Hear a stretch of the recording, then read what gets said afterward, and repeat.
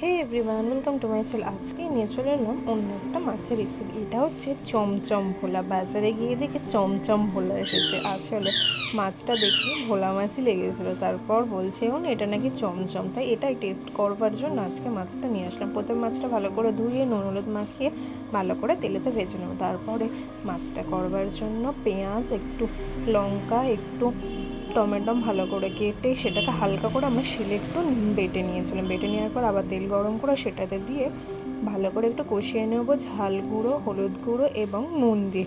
তারপর একটু কালারের জন্য দেবো হচ্ছে কাশ্মীরি রেড চিলি পাউডার দিয়ে ভালো করে চচ্চড়িটাকে কষিয়ে নেবো। কষিয়ে নেওয়ার পরে একটু একটু করে জল দেবো। তারপর ভালো করে পরিমাণ মতন করে জল দেবো। জল দেওয়া হয়ে গেলে প্রথমে তো তোমরা দেখেছো যে আমি শিলনোড়ায় বসে বসে সাদা সর্ষে বাটছিলাম, সেই সাদা সর্ষেটা দিয়ে দেবো। তারপর একটু ধনেপাতা দেবো, দিয়ে মাছগুলো দিয়ে দেওয়ার পর চলে এলো।